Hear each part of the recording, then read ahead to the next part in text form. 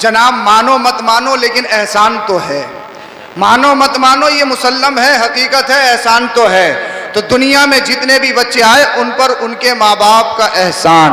और याद रखो, ये बताओ कि माँ बाप में मर्तबा किसका ज्यादा है? किसका ज्यादा है? माँ का ज्यादा। हदीस पाक में किसका ज्यादा है? ये बता दूं क्यों ज्यादा है? अरे ये तो है कि माँ का ज्यादा, ये बता दूं कि ज्यादा है क्यों? वजह है क्यों ज्यादा होने की? सुनो, बाप का एक एहसान बच्चे पर, बाप एक एहसान करता, वैसे तो पूरी जिंदगी करता है, मगर किताबों में लिखा है बड़ा बाप का एक एहसान होता है। वह एहसान ये है कि बाप बच्चे की परवरिश करता है, रिक्शा चलाए, मजदूरी करे, 24 घंटे की ड्यूटी निभाए, कुछ भी करे, मेंढे काटे, कुछ भी करे, भाइयों का मारे, यतीमों का खाए, फिर भी क्या करता है? बच्चों को पालता है, पढ़ाता है, चाहे कितना ही बड़ा मक्कार हो, खुद चोर हो, लेकिन हर एक बाप चाहता है मेरा बच्चा बिगड़े नहीं, पढ़ लिख कर सही इंसान बने। ये बाप की मंशा होती है, बाप की ख्वाहिश होती है। तो जनाबे मन बाप का एक एहसान होता है बच्चे पर कि बाप बच्चे की परवरिश करता है, मगर माँ के दो एहसान होते हैं। एक एहसान तो ये होता है माँ बच्चों की परवरिश करती है, उनकी देखभाल करती है, तो ये बाप के बराबर है।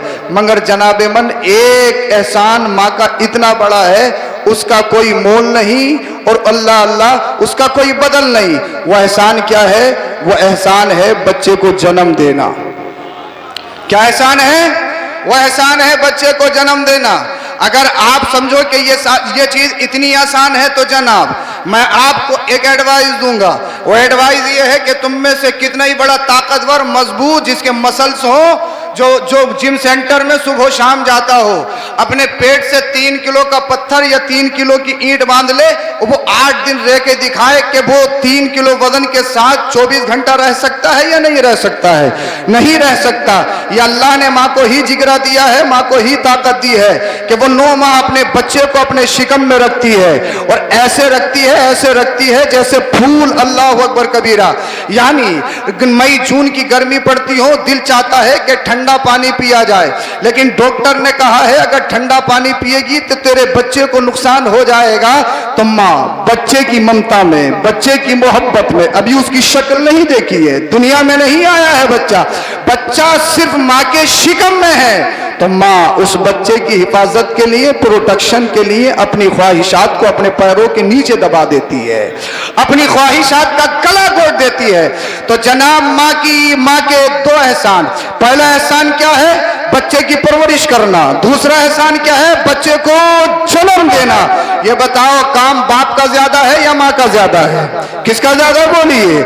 जब माँ का ज्यादा है तो फिर मर्तबा किसका ज्यादा होना चाहिए? माहौल बना लीजिए, किसका ज्यादा होना चाहिए? माँ का होना चाहिए ना। मगर जनाब एक बात सुनो, माँ का मर्तबा ज्यादा है तो इसका हरगिज़ ये मतलब नहीं 100 रुपया कमाते हो 70 रुपया माँ को दो, 30 रुपए बाप को दो, इसलिए कि मुस्तफ़ा ने फरमाया माँ का मर्तबा ज्यादा है। बहुत सारे घरों का माहौल इस तरह से क्रिएट हो गया है कि जो भी मशवरा है माँ से है, रिश्ता हो तो मशवरा माँ से, कारोबार हो तो फिर मशवरा माँ से है, अगर कोई और मसला हो तो मशवरा माँ से हो। अब पूछे वो कहाँ है, तो माँ मुंह बनाते हुए कहती वो सीधे, यानी अपने शोहर को इसने घर का चपरासी बना दिया। बच्चे सारे के सारे माँ के पल्लू से लटके हुए हैं, माँ के पल्लू से बंधे हुए हैं, और बाप को घर का चपरासी बना दिया। याद रखो नौजवानों, पलथा के नौजवानों, मैं एक माँ की बात नहीं कर रहा हूँ, यह हकीकत है कि मर्तबा माँ का ज्यादा है। मगर फुका फरमाते हैं मर्तबा ज्यादा होने का मतलब हरगिज़ ये नहीं है कि बाप को नजरअंदाज किया जाए या बाप को इग्नोर किया जाए, इसलिए कि फुका फरमाते हैं अगर मर्तबे की बात आए तो माँ का ज्यादा है, लेकिन जब इज्जत की बात आए, अजमत की बात आए, तो फिर बाप की ज्यादा इज्जत करना चाहिए। इसलिए कि बाप मुआशरे में बैठता है, समाज में बैठता है, वो घर के बाहर रहता है।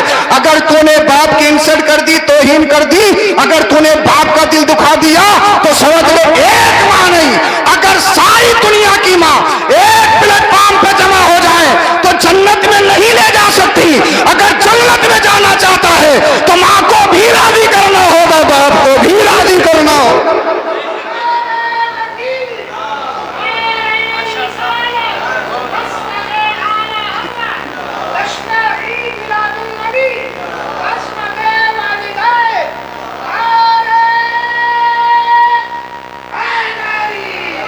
अच्छा आवाज तो ज्यादा नहीं हो रही है, समझ में आ रही है आपके? तो बोल दो जरा सुभान अल्लाह।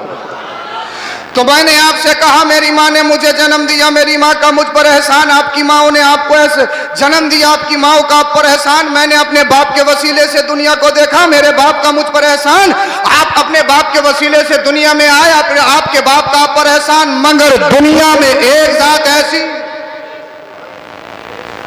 अच्छा इधर कोई हेलीकॉप्टर क्रैश हो गया है या ट्रेन आ गई मदरसे में?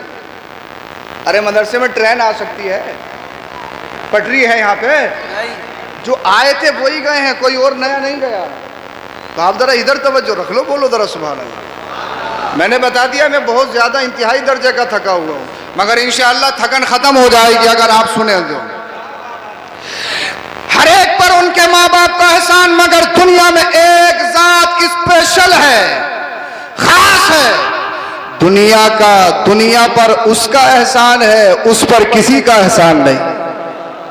ये जलसा अहमद मुस्तफ़ा का है, जश्न ईद मिलादुन नबी का जलसा है, मुस्तफ़ा की विलादत का जलसा है, उसी के अकॉर्डिंग गुफ्तगू होनी है इंशाअल्लाहुल करीम।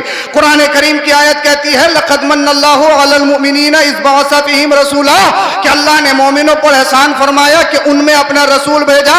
मैंने आपके जहनों के दरीचे तक अपनी ये बात पहुंचाई कि हर एक पर उसके माँ बाप का एहसान, मगर दुनिया में एक स्पेशल शख्स ऐसा है, एक स्पेशल हस्ती ऐसी है कि उसका सारी कायनात पर एहसान, मुझ पर एहसान, तुम पर एहसान, हर इंसान पर एहसान, अगले वालों पर एहसान, पिछले वालों पर एहसान, उन पर भी एहसान जो नहीं मानते हैं, चाहे नंबर कोई सा भी हो, 24 हो, 26 हो, 27 हो, 28 हो, कोई सा भी हो, सब पर मुस्तफा का एहसान है, सब पर मुस्तफा का एहसान है। आला हजरत फरमाते हैं, आला हजरत फरमाते हैं, आला हजरत ने फरमाया, क्या शेर है मैं भूल रहा हूं, आला हजरत फरमाते हैं सल्लल्लाहु ताला अलैहि वसल्लम। अच्छा इतने अशार हैं, अभी जहन थोड़ा डिस्टर्ब हो रहा है, मगर इंशाअल्लाह आला हजरत का शेर मुझे याद जरूर आएगा, बोल दो जरा सुभान अल्लाह। तुम तो पता नहीं किस लाइन पे जाते हो, इस बंदे का कुछ नहीं पता ये किस लाइन पे नहीं, बोलिए जरा सुभान अल्लाह। मुनकिरो नजदियो कलमा पढ़ाने का भी एहसान गया, इससे पहले क्या है, इससे पहले क्या है? वो नाते पाक की इब्तिदा है, नेमतें बांटता जिस समत वो ज़िशान गया, और तुम पर मेरे आका की इनायत ना सही, और तुम पर मेरे आका की इनायत ना सही, नजदियो कलमा पढ़ाने का भी एहसान गया। अबे जब टोपी लगाते हो, नमाज पढ़ते हो, कुरान पढ़ते हो, तो कलमा तो मेरे मुस्तफ़ा का ही पढ़ रहे हो ना, और तुम पर मेरे आका की इनायत ना सही, नजदियो कलमा पढ़ाने का भी एहसान गया, नजदियो कलमा पढ़ाने का भी एहसान गया। आज ले उनकी पनाह, आज मदद मांग उनसे, फिर ना मानेंगे कयामत में अगर मान गया, समझे नहीं, फिर ना मानेंगे कयामत में, इसलिए कि हश्र के दिन तो सब मानेंगे। हश्र के दिन तो इंसान कहेगा या लैतनी कुन्तु तुराबा, ए अल्लाह काश मैं मिट्टी हो जाऊं, काश फिर दुनिया सजाई जाए, मुझे दुनिया में भेजा जाए, मैं नबी को मानूं, नबी के इश्क को अपने सीने में बसाओ। मगर जनाबे मन चैप्टर क्लोज हो चुका है, अब इम्तिहान का टाइम आउट हो चुका है, अब कुछ नहीं होने वाला है, हश्र में कुछ नहीं चलेगा। इसलिए आला हजरत कहते हैं आज ले उनकी पनाह, आज मदद मांग उनसे, फिर न मानेंगे कयामत में अगर मान गया। अब मैं तुमसे कह रहा था दुनिया पर हर एक बंदे पर मुस्तफा का एहसान है, मगर मुस्तफा पर किसी का एहसान नहीं। ना आमीना के लाल पर हजरत अब्दुल्ला का एहसान है, ना मुस्तफा पर आपकी माँ हजरत आमीना का एहसान है, मुस्तफा पर मुस्तफा का कायनात पर एहसान है, मुस्तफा का हजरत अब्दुल्ला पर भी एहसान है, मुस्तफा का हजरत आमीना पर भी एहसान है, मगर मेरे नबी पर किसी का एहसान नहीं। अब मैंने आपको रीजन बताया, एहसान इसलिए है कि माँ बच्चे को जन्म देती है तो तकलीफ होती है, अल्लाह अल्लाह, माँ उस तकलीफ को बर्दाश्त करती है। बहुत सारी माएँ तो दम तोड़ देती हैं, इंतकाल कर जाती हैं, जिनको शरीयत कहती है वो शहीदा है, अल्लाह अल्लाह। माँ जानती है मैं अपने बच्चे को जन्म दूंगी, मेरे सांसों की डोरी टूट सकती है, माँ जानती है मेरी सेहत पर गलत असरात मुरतब हो सकते हैं, मगर फिर भी माँ ये रिस्क उठाने के लिए तैयार होती है। जानते हो क्यों? इसलिए कि उसके बाद में जो मिलने वाला रिजल्ट है, नतीजा है, औलाद की शक्ल में, वो अल्लाह की बहुत बड़ी नेमत है, वो अल्लाह की बहुत बड़ी नेमत है। अल्लाह अल्लाह। अब मैंने तुमसे कहा मुस्तफ़ा तशरीफ लाए, जमाने में आ रहा है आमिना के लाल, अल्लाह के रसूल तशरीफ ला रहे हैं, जमाने में बहारें आ रही हैं, अल्लाह अल्लाह, रात की तारीकी छट रही है, सुबह का उजाला फैल रहा है, आमिना का लाल तशरीफ ला रहा है। दुनिया में बड़े बड़े अच्छे, बड़े बड़े निराले, बड़े बड़े शहंशाह, बड़े बड़े मर्तबे वाले आए। अब आओ सुनो हजरत आमिना क्या कहती है।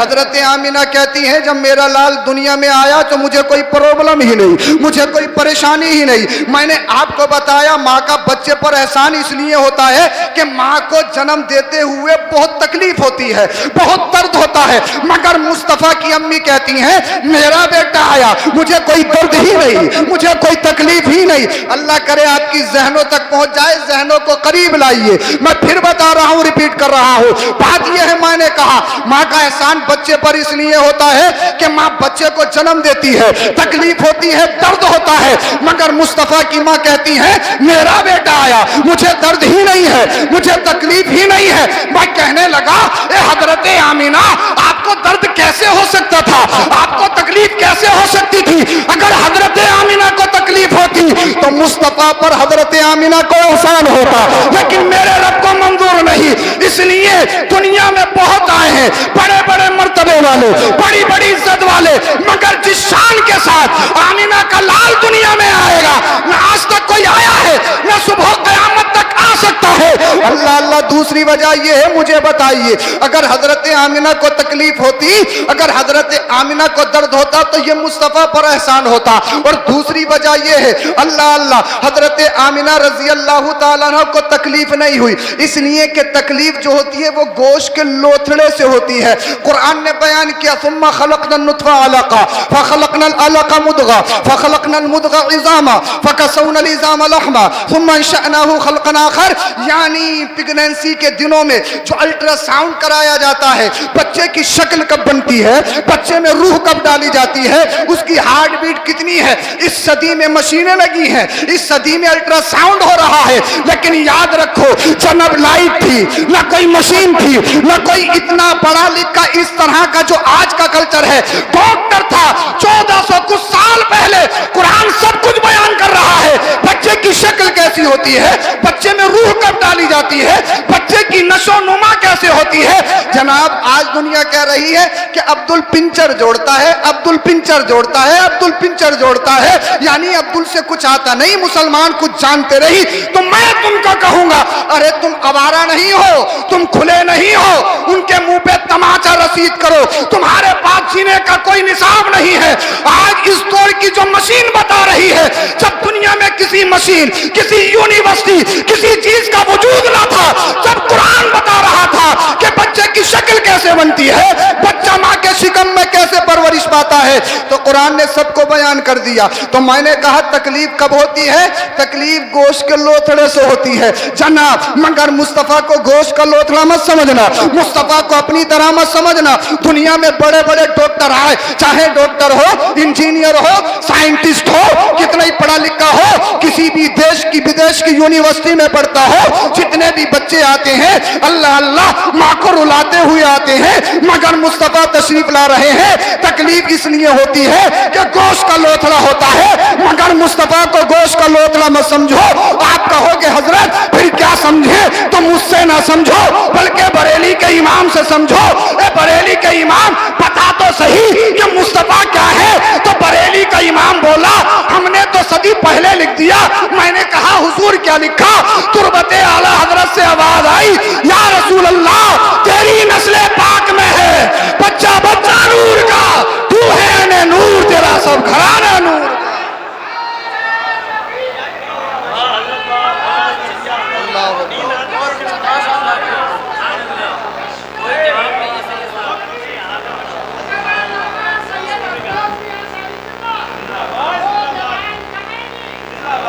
देखो मैं तुम्हें कलेजा नहीं कलेजी खिला रहा है, मगर पीछे वालों में अभी भी दम नहीं आ रहा है। हाँ। आएगा इंशाल्लाह, जोहर तक किसी ना किसी टाइम तो आएगा। हैं, मैं भी देखूंगा आप कैसे जाओगे, आज जाने नहीं दूंगा। हाँ, परेशान मत होना, कोई जाना चाहता है तो चला जाए। बोल दो जरा सुभान अल्लाह। मुस्तफ़ा गोश का लोथड़ा नहीं, बरेली का रजा बोला, वो तो बहुत शान वाले हैं, उनकी नस्ल का ये हाल है। डॉक्टर कहते हैं नो एमसी नो चाइल्ड। अगर ख़वातीन को आर्जी प्रॉब्लम लाहिक ना हो तो बच्चा नहीं होगा, डॉक्टरों का कहना है। मगर दुनिया में मुस्तफ़ा की बेटी लख्त जिगर नूर नज़र, जिनको हज़रत फ़ातिमा ज़हरा खातून जन्नत कहा जाता है, दुनिया में ऐसी खातून है जिनकी कभी नमाज क़ज़ा ही नहीं हुई। बोल दो ज़रा सुभान अल्लाह। कितनी बड़ी लिखी हो, कितनी अमीर घराने से उसका कबीला कोई हो, उसका बाप कोई हो, उसकी माँ कोई हो, मगर जनाब ये कुदरती फ़ैसला है, नेचुरल है। मगर हज़रत फ़ातिमा ऐसी के 30 दिन पाक रहती, नमाज ही क़ज़ा नहीं। हज़रत फ़ातिमा को ये प्रॉब्लम नहीं, हज़रत फ़ातिमा को ये परेशानी नहीं, मगर हज़रत फ़ातिमा के शिकम में हज़रत इमाम हसन भी है, इमाम हुसैन भी है, इमाम मोहसिन भी है। डॉक्टर कहें, साइंस कहे, मेडिकल कॉलेज कहें, अगर ये प्रॉब्लम नहीं तो बच्चा नहीं। मैंने कहा हमने हजरत फातिमा ज़हरा खातून जन्नत की जिंदगी को देखा, ये प्रॉब्लम तो नहीं, मगर हजरत हसन उन्हीं की औलाद, इमाम हुसैन उन्हीं की औलाद।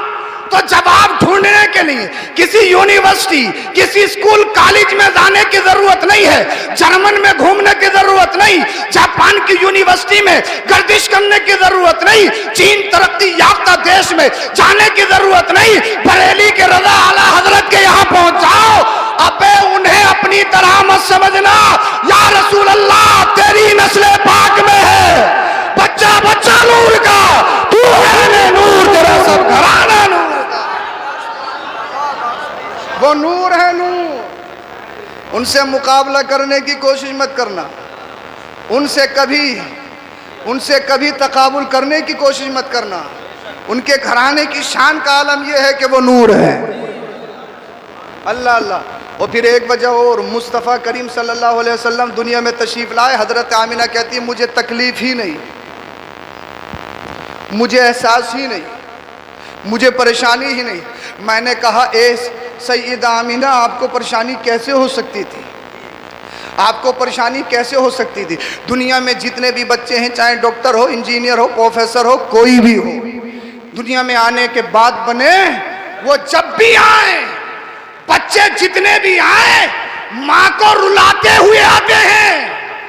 अल्लाह करे समझ में आ जाए। बोल दो जरा सुभान अल्लाह।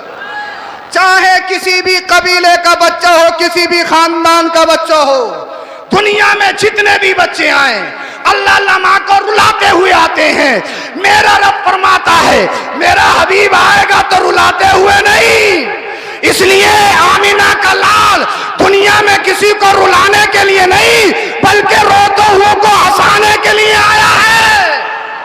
दुनिया में कितना इज्जत वाला, अजमत वाला कोई भी हो, मगर सुनो मुस्तफा की शान ये है, सबसे आला वो आला, सबसे बाला वो वाला, सारे अच्छों में अच्छा, समझिए जिसे है उस अच्छे से अच्छा।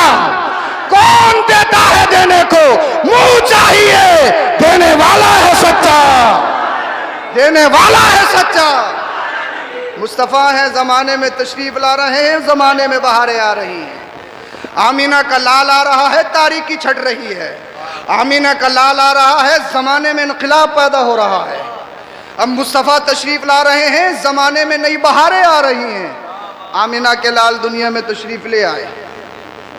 हज़रत सैयदा आमीना रज़ी अल्लाह ताला अन्हा ने दूध पिलाया। आप मख्तून शुदा पैदा हुए, आपकी नाफ कटी हुई थी। अल्लाह अकबर कबीरा। अब हज़रत आमीना ने दूध पिलाया, पास ही में एक खातून थी, हज़रत अब्दुर्रहमान इब्न औफ रज़ी अल्लाह ताला अन्हु की वालदा हज़रत शिफा। वो कहती हैं मैंने मोहम्मद बिन अब्दुल्ला को अपने हाथों में लेना शुरू किया, मुस्तफ़ा को गोद में लिया। बोल लो सुभान अल्लाह। कोई खातून किसी बच्चे को गोद में ले तो वो बच्चे पर एहसान करती है, मगर मुस्तफ़ा को हज़रत शिफा ने गोद में लिया, ये उनका एहसान नहीं है, ये तो मेरे मुस्तफ़ा का एहसान है कि मुस्तफ़ा ने उन्हें पसंद फरमाया है। लोग कहें, मुअर्रिख कहें हज़रत हलीमा या दीगर ख़वातीन ने मेरे नबी को नहीं लिया, अबे नहीं, हकीकत यह है कि मेरे मुस्तफ़ा ने किसी को पसंद नहीं किया, इसलिए कि मुस्तफ़ा ज़माने में तशरीफ ला रहे हैं नई शान के साथ।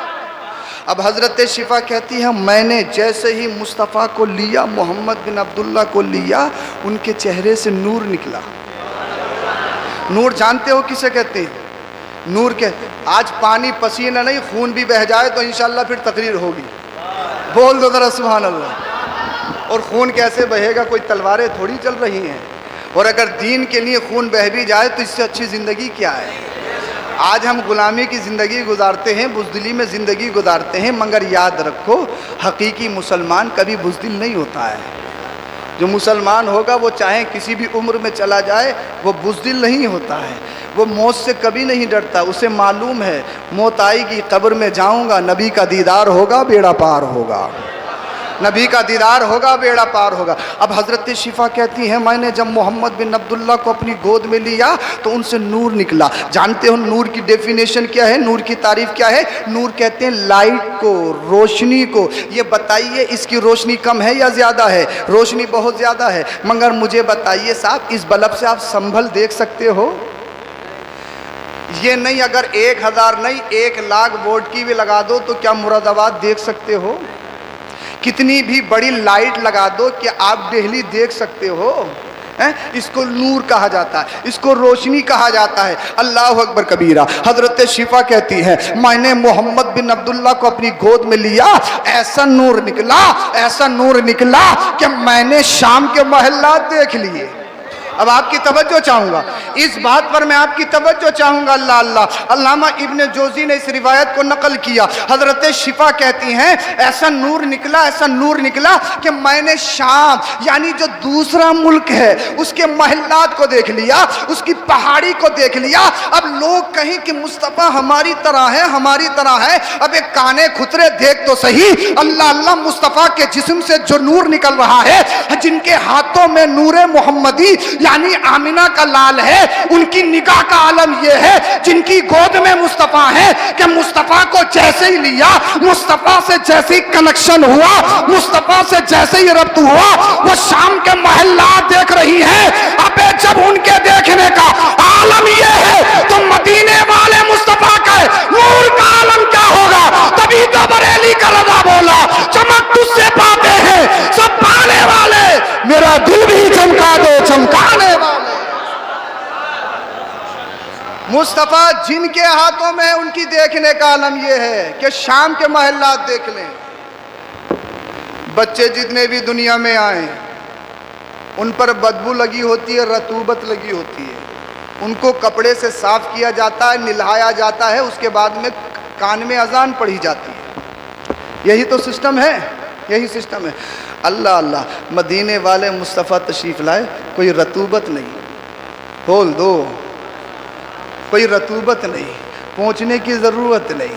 अबे तू दुनिया में आए, कितने ही बड़े अमीर का हो, कितने ही बड़े ओहदे का हो, अगर दुनिया में आए उसके जिस्म से बदबू आती है। मुस्तफ़ा तशरीफ ला रहे हैं, कस्तूरी जैसी खुशबू आ रही है, तभी तो बरेली का इमाम बोला, चमक तुझसे पाते हैं सब पाने वाले, मेरा दिल भी चमका दे चमकाने वाले। उनकी महक ने दिल के कुंचे खिला दिए हैं, जिस राह चल दिए हैं कूचे बसा दिए। अबे जब आने में मुस्तफ़ा की तरह नहीं है, जब आने में आमिना के लाल की तरह नहीं है, तो फिर मुस्तफ़ा की तरह कैसे हो सकता है? कोई हो सकता है? मुस्तफ़ा लाजवाब है, आमिना का लाल लाजवाब है।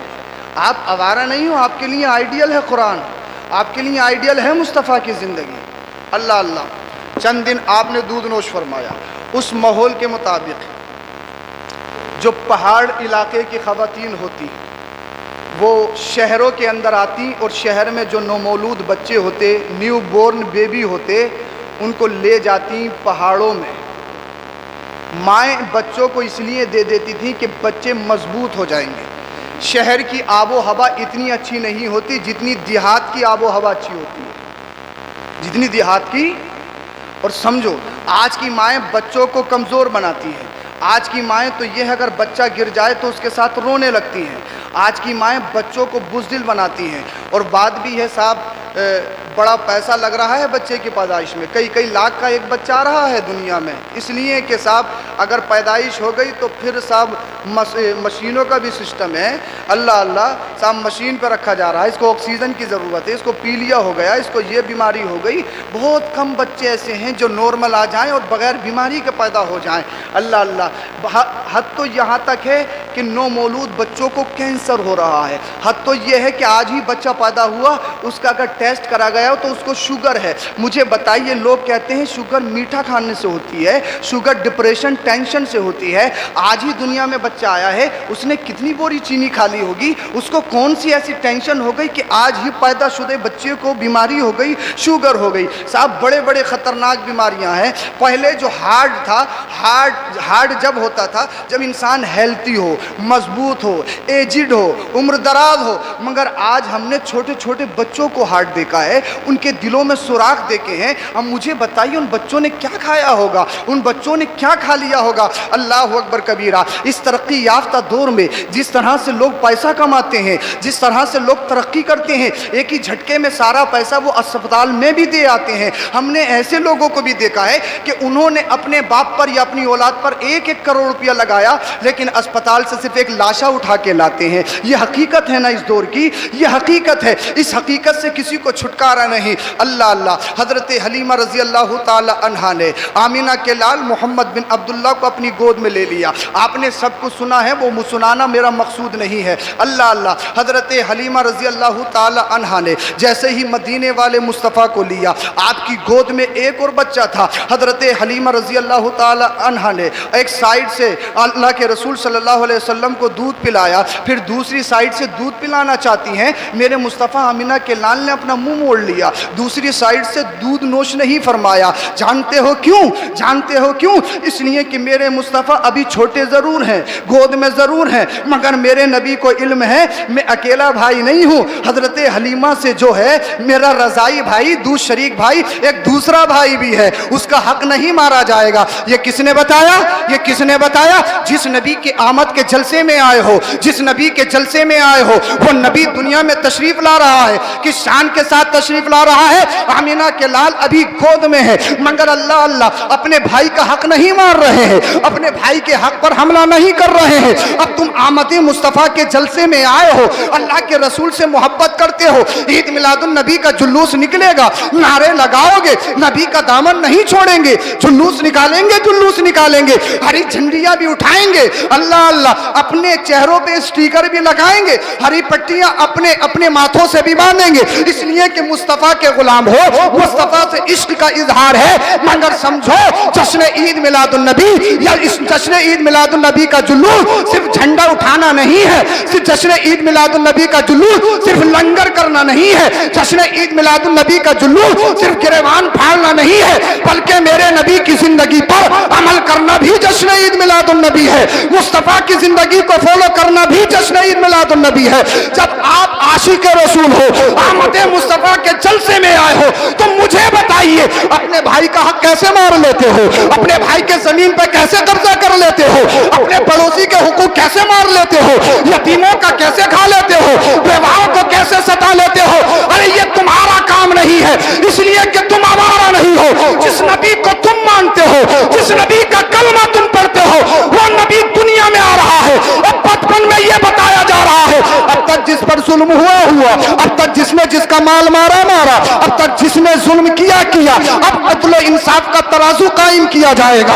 अब एक ऐसा ला बनाया जाएगा, अब एक ऐसा कानून बनाया जाएगा, अब एक ऐसी अदालत कायम की जाएगी। अब उस अदालत में कबीला नहीं देखा जाएगा, खानदान नहीं देखा जाएगा, रिश्तेदारी नहीं देखी जाएगी। आमिना के लाल आ रहे हैं, मुस्तफा दुनिया में तशरीफ ला रहे हैं और अपने आशिकों को पैगाम दिया जा रहा है, अगर तुमने जीना है तो किसी का मार मार के नहीं, बल्कि अदल इंसाफ के साथ जीना है। इसलिए कि तुम्हारा आइडियल वो दुनियादार नहीं है, मदीने का ताजदार तुम्हारा आइडियल है।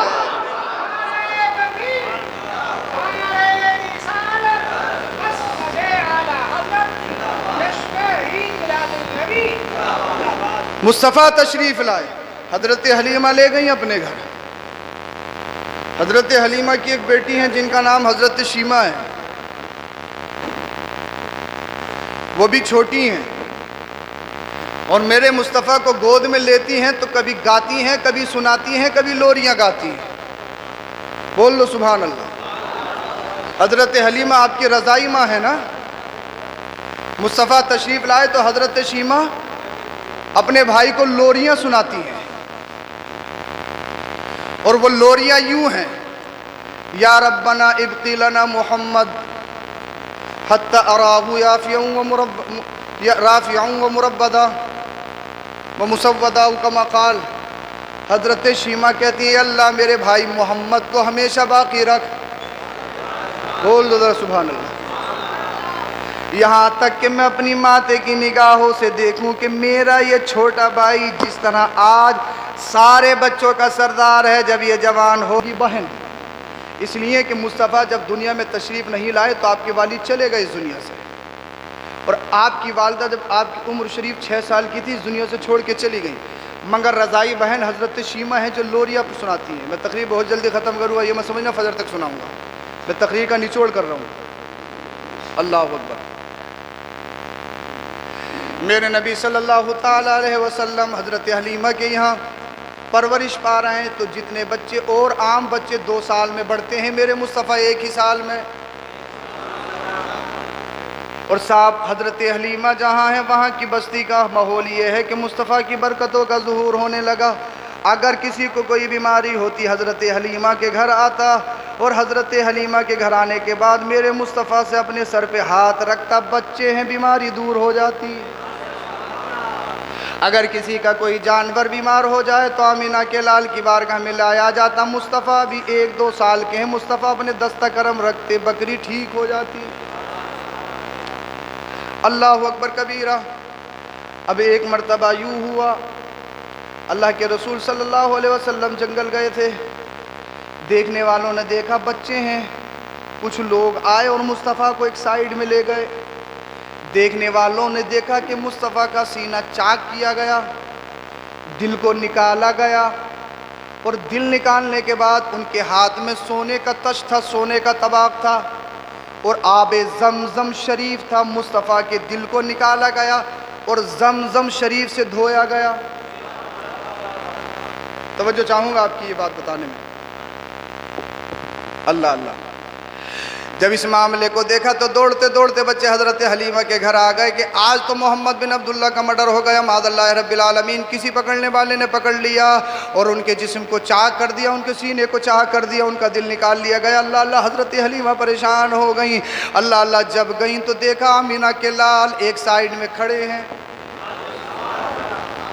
कुछ लोगों ने कहा, तो जो चाहूँगा मैं आपको, कुछ लोगों ने कहा, साइंटिस्ट डॉक्टर ये कहने लगे, बोले इस बात को हम नहीं मानेंगे। उसको शक्के सद्र कहा जाता है। हम इस बात को, पूछा क्यों नहीं मानोगे, तो कहने लगे ये मुमकिन नहीं कि दिल बाहर निकाल कर रख दिया जाए और इंसान जिंदा रहे। समझ में नहीं आई आपको?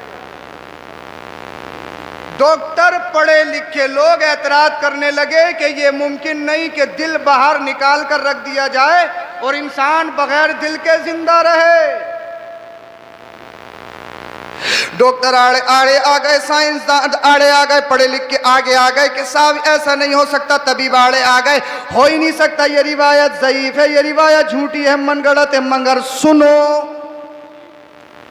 इस तरक्की याफ्ता दौर में ओपन हार्ट सर्जरी का नाम सुना है, जो बाहर से दिल की सर्जरी होती है। इस तरक्की याफ्ता दौर में डॉक्टरों का कहना यह है जब दिल का ऑपरेशन हो तो दिल को निकालकर बाहर रख दिया जाता है और इंसान जिंदा रहता है। अरे इस सदी में डॉक्टर आज कर रहे हैं। मेरे मुस्तफा जब इस दुनिया में तशरीफ लाए, फरिश्तों ने मुस्तफा के जिस्म पाक से दिल को निकाला और दिल को अल्लाह अल्लाह आबे ज़मज़म से धोया गया। हकीकत में अगर डॉक्टरी देखना चाहोगे तो वो मेरे मुस्तफा की जिंदगी का एक आईना है।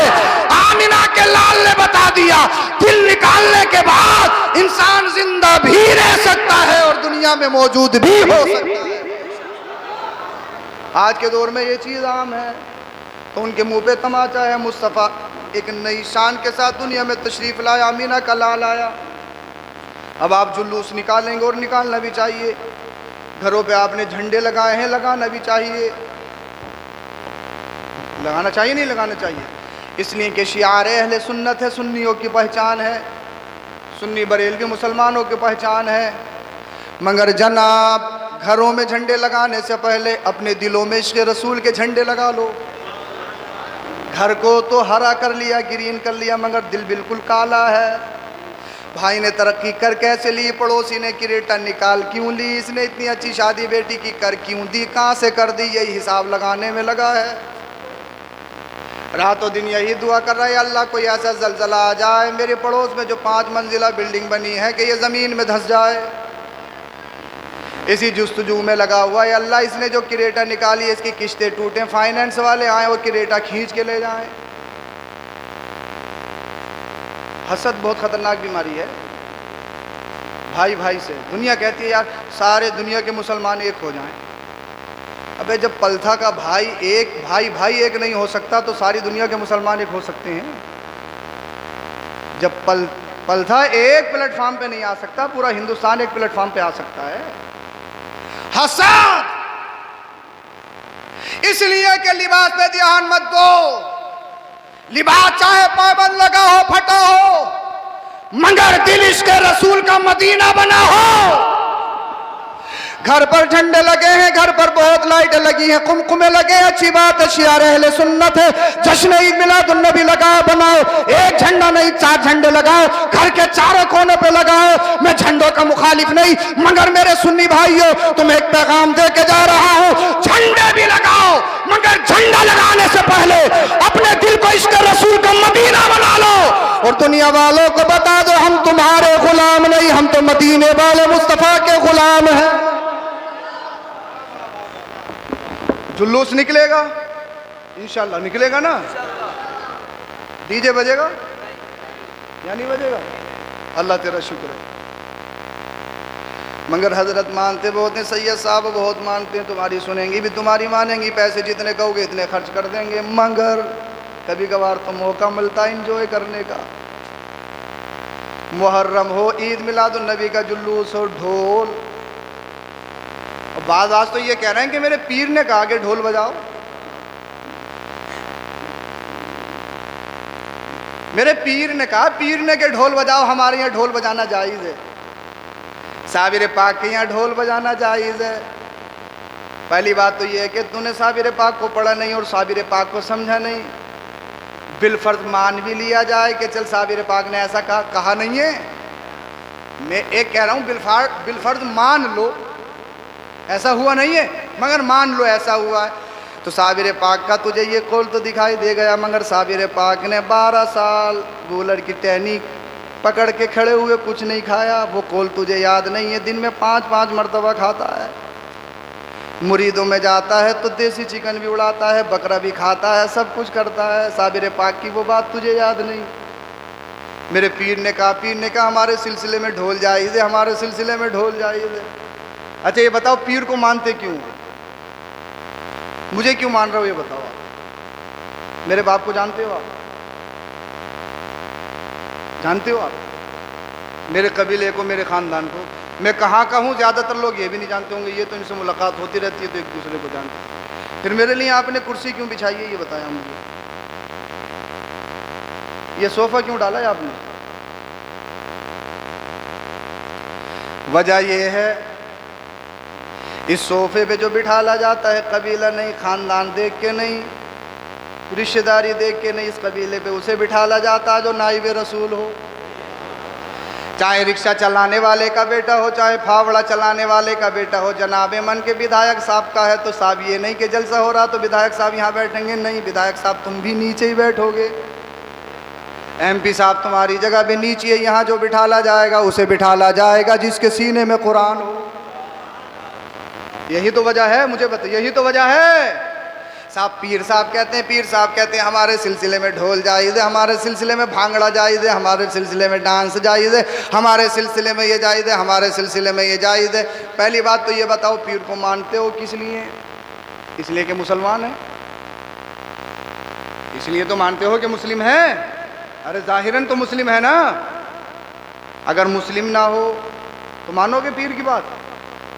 अरे पीर बनाओगे अगर मुस्लिम ना हो तो जाहिर में बनाओगे। मुसलमान कैसे बना? अबे नबी का जब कलमा पढ़ा तभी तो मुसलमान बना। अरे वजह यही है ना, नबी का कलमा पढ़ा तो मुसलमान बना। अबे पीर की मानता है, जो तेरा पीर कह रहा है पीर की मान रहा है, मगर जो तेरा पीर है जिसने जिसका कलमा पढ़ा है उस नबी की नहीं मान रहा है। समझे नहीं आप? आपने जुमला मिस कर दिया मेरा। मैं कह रहा हूं आप मुझे क्यों मानते हो? अगर नबी से हमारा रिश्ता ना हो तो मेरी कोई हैसियत, इनकी कोई हैसियत, चाहे कितना ही बड़ा अमीर हो, कुछ भी हो, अगर नबी से रिश्ता खत्म तो कोई हैसियत। ये बताओ, मौला कायनात असदुल्लाह शेर खुदा हैदर कर्रार हजरत अली करमल्लाहु ताला वजुल करीम को क्यों मानते हो? इसलिए तो मानते हो कि दामाद रसूल हैं, इसलिए मानते हो कि बच्चों में सबसे पहले नबी का कलमा पढ़ के मुसलमान हुए, इसीलिए तो मानते हो कि हजरत फातिमा के शोहर हैं, इसीलिए तो मानते हो हसनैन करीमैन के वालिद हैं। अगर हजरत अली का रिश्ता, अहले स्टेज तवज्जो, अगर हजरत अली का रिश्ता नबी से ख़त्म कर दिया जाए तो फिर मानोगे हजरत अली को? माज़अल्लाह। एक बिलफर्ज बात बता रहा हूं मैं आपको, मानोगे? अरे मानोगे? आप कहो कि मक्का में पैदा हुए इसलिए मानते हैं, आप कहो कि साहब कुरैशी हैं इसलिए मानते हैं, आप कहो कि नबी के खानदानी इसलिए मानते हैं। नहीं, मुस्तफ़ा का सगा चचा अबू लहब है, जिसके बारे में कुरान की आयतों का नुज़ुल हुआ, तब्बत यदा अबी लहब व तब। अबू लहब को नहीं माना जाता, हालांकि अबू लहब मेरे नबी का सगा चचा है, मेरे नबी का खानदानी है, मगर अबू लहब को नहीं माना जाता, रंगत से नहीं, कबीले से नहीं। हजरत बिलाल को मानते हैं, क्यों? वो रंगत से काले हैं, गुलामी की जंजीरें उनके गले में पड़ी है, मगर इस्लाम कहता है, मेरे नबी ने फरमाया खानदान नहीं, कबीला नहीं, खून नहीं, देखना ये है जिसके दिल में इश्क रसूल हो, जो मुस्तफा का गुलाम है, वो हमारा इमाम है।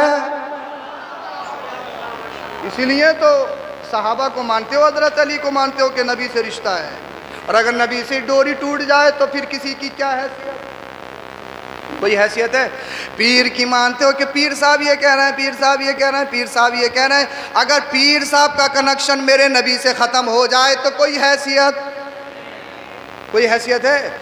लोग खतरनाक डीजे बजाते हैं, बड़े खतरनाक डीजे बजाते हैं जनाब। उस डीजे से होता क्या? बीमारों को परेशानी होती है, जो हार्ट के पेशेंट होते हैं उनको तकलीफ होती है, जो बच्चे होते हैं उनके जहन पर, सादा जहनों पर गलत असरात मुरतब होती हैं। मैं अपनी बात बताऊं, जब खतरनाक आवाज़ हो या तेज़ डीजे बजता हो, कहीं रोड से गुजर रहे हैं तो मेरे कान में खुद प्रॉब्लम होती है। अब इसी के ज़िम्न में एक हदीस सुना रहा हूं मैं आपको। बरेली शरीफ से भी ऐलान है ना कि डीजे नहीं बजेगा। अब आप कहो कि हजरत साल में एक बार आता है, दूसरों को देखो क्या कर रहे हैं। लोगों के जहन में ये भी बात रहती है, दूसरों को देखो वो कैसे कैसे डीजे लाते हैं। अबे वो तो आवारा हैं, वो तो शराब पीते हैं, वो तो भंग पीते हैं, तू कोई आवारा थोड़ी है। अगर शराब पी के जुलूस निकालेगा तो सवाब नहीं, उल्टा अजाब है। बताओ, जुलूस मोहम्मदी में कोई शराब पीता है? कोई भांग पी के कोई जुलूस निकालता है? अगर शराब पी के कोई जुलूस में जाएगा तो तुम ही नहीं जाने दोगे। इसलिए ये किसी दुनियादार का जुलूस नहीं है, तो मदीने के ताजदार का जुलूस है। वो ऐसा करते हैं, वो ऐसा करते हैं।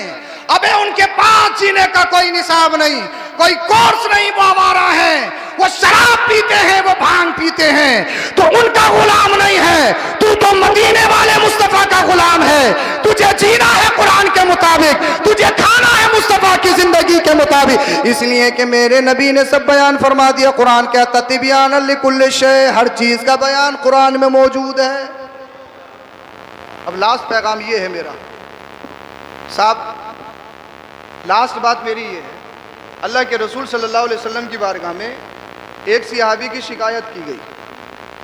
और सिहाबी छोटा मर्तबा मत समझियो, कोई अगर पल भर का सिहाबी है, पल भर का सिहाबी होने का मतलब ये है, मैं अकीदा बता रहा हूँ अहले सुन्नत वल जमात का।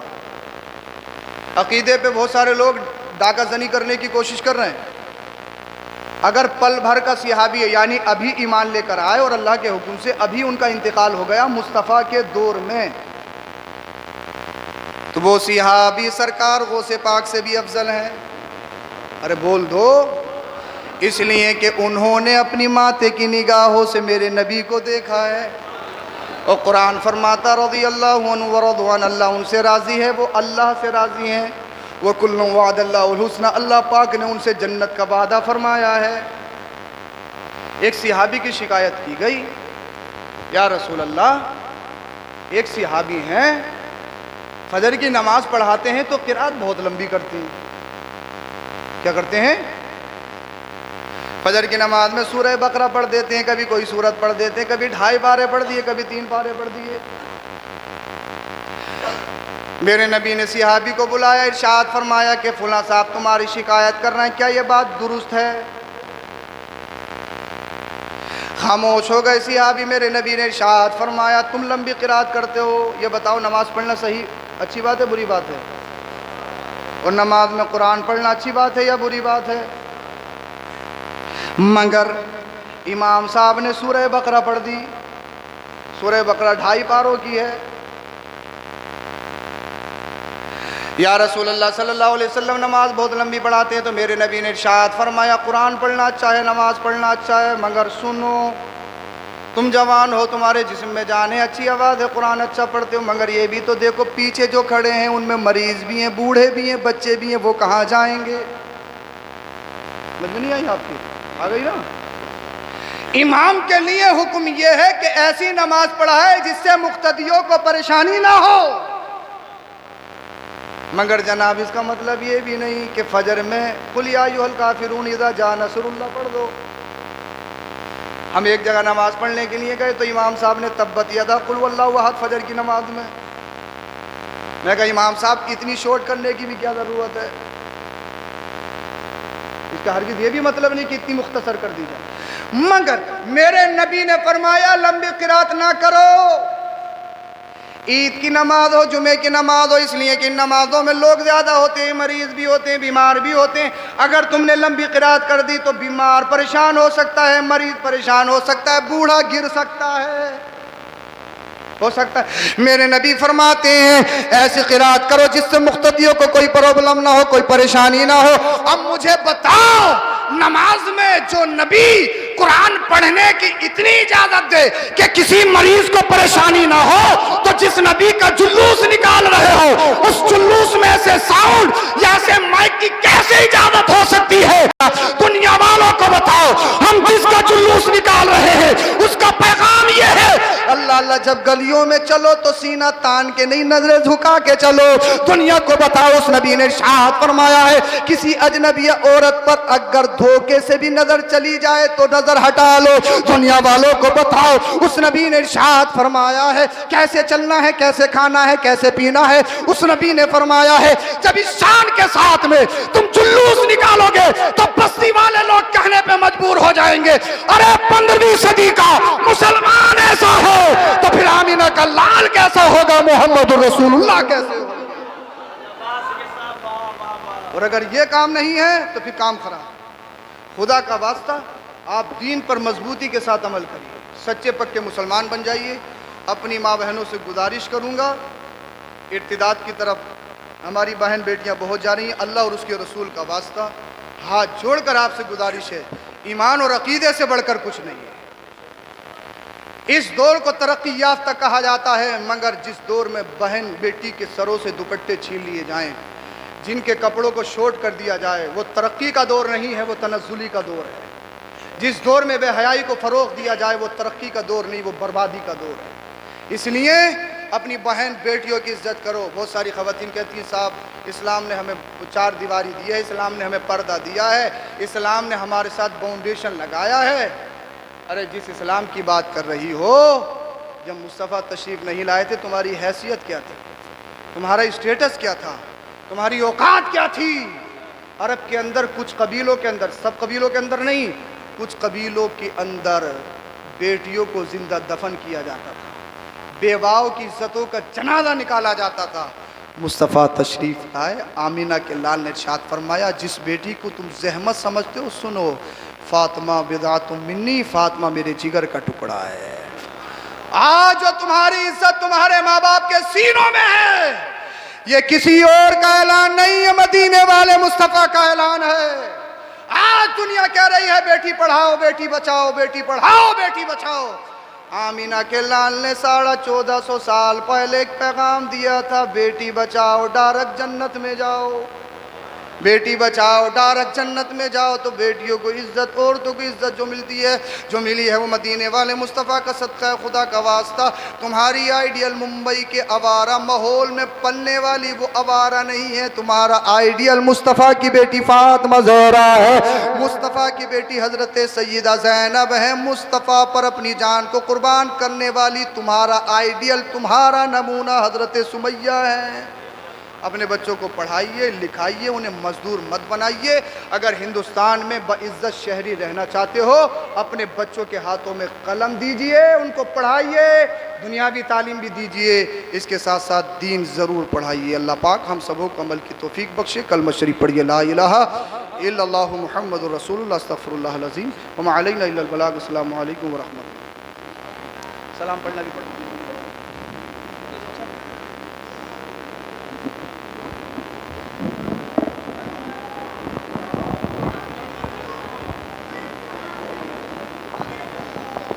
मुस्तफ़ा